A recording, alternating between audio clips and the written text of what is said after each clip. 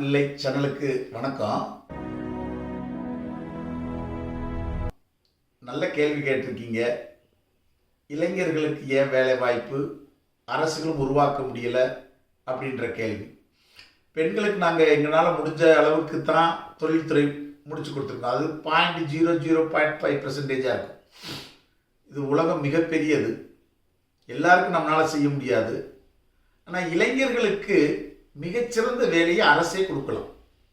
எப்படின்னு கேட்டிங்கன்னா, இன்றைக்கி தமிழ்நாட்டில் மட்டும் எத்தனாயிரம் கிலோமீட்டர் நேஷனல் ஹைவே இருக்கும், ஸ்டேட் ஹைவேஸ் இருக்குது, இனி லோக்கல் அந்த கிராம அளவில் ஊராட்சி அளவில் ரோடுவேஸ்லாம் இருக்குது.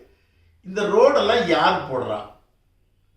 இந்த ரோடெல்லாம் யார் போடுறாங்க? நல்லா பாருங்கள். இந்த ரோடு பூராமே இன்றைக்கி ஒப்பந்ததாரர்கள் போடுறாங்க.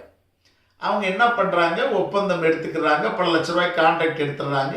எடுத்து முடிஞ்ச பிறகு அவங்களுக்கு அந்த பணம் செட்டில்மெண்ட் ஆகுது.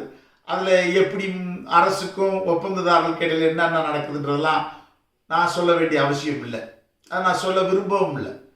பணத்துக்கு மேலே பற்று உள்ளவங்க அதுக்கு தகுந்த வேலையை தான் செய்வாங்க. ஆனால் இன்றைக்கி நீங்கள் மருத்துவம், கால்நடையாக இருக்கட்டும், மனிதர்களுக்கு மருத்துவம் பார்க்குறதா இருக்கட்டும், யாராவது ஒப்பந்ததாரர்கள்ட்ட நம்ம மருத்துவம் பார்க்க விடுவோமா? ஒப்பந்ததாரர்கள் கால்நடைக்கு மருத்துவம் பார்ப்பாங்களா? அதுக்குன்னு எம்பிபிஎஸ் படிக்கணும். எம்பிபிஎஸ் படித்ததுக்கு முன்னால் சிறப்பு படிப்புகள் படிக்கணும், ஸ்பெஷல் படிப்பு படிக்கணும், எலும்பை பற்றி தனியாக படிக்கணும். அப்போ அவங்கள பார்த்து நம்ம ட்ரீட்மெண்ட் எடுக்கிறோம். அப்போ பிஇ டிப்ளமோ எதுக்கு இருக்குது? பிஇயில் சிவில் இருக்குது, இன்ஃபர்மேஷன் டெக்னாலஜி இருக்குது, மெக்கானிக்கல் இருக்குது, ஆட்டோமொபைல்ஸ் இருக்குது, அக்ரி இருக்குது, எலக்ட்ரானிக்ஸ் இருக்குது, எத்தனையோ வகையான படிப்புகள் இருக்குது. அப்போ தமிழகத்தில் மட்டும் எத்தனாயிரம் கிலோமீட்டர் ரோடு இருக்குன்னு தெரியாது. அதே மாதிரி இந்திய அளவில் எவ்வளோ ஆயிரம் கிலோமீட்டர் ரோடு இருக்குன்னு தெரியாது. ஒவ்வொரு ஆண்டுகளும் தமிழகத்திலும் இந்திய அளவிலும் நம்ம பிஇ படித்து வெளியேறவங்களும் டிப்ளமா படித்து வெளியேறவங்களும் எவ்வளோ பேர் உங்களுக்கு சொல்கிறதுக்குன்னு அவசியமே கிடையாது. ஆனால் இன்றைக்கி அதிகமான வேலை வாய்ப்பு இல்லாமல் இருக்கிறது யாருன்னா இன்ஜினியரிங் ஸ்டூடெண்ட்டு, டிப்ளமா ஸ்டூடெண்ட் தான். இல்லை என்ன பெரிய வேடிக்கைன்னு கேட்டிங்கன்னா, ஒரு காலத்தில் இது இன்ஜினியர் வீடுன்னு சொல்கிற அளவுக்கு பெருமையாக இருக்கும். இப்போ இன்ஜினியர் இல்லாத வீடே கிடையாது, ஒன்றுக்கு மேற்பட்டவங்க தான் ஒரு வீட்டில் இன்ஜினியராக இருக்காங்க. அதில் நிறையா பேர் வேலை இல்லாமல் இருக்கிறதா ரொம்ப வருத்தம். அதுக்கு என்ன செய்யலாம் அரசு?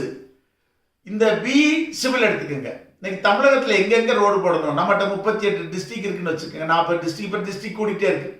ஒவ்வொரு டிஸ்ட்ரிக்ட்லையும் ஒரு கூட்டுறவு சங்கங்கள், பிஇ சிவில் படித்தவங்க பூரா ஒரு அசோசியேஷனாக ஃபார்ம் பண்ணி கவர்மெண்ட்டில் ஐயா அந்த ரோடை போடுறதுக்கு எங்களுக்கு வாய்ப்பு கொடுங்க, ஃபண்டு நீங்கள் பேங்கில் லோன் கேளுங்க.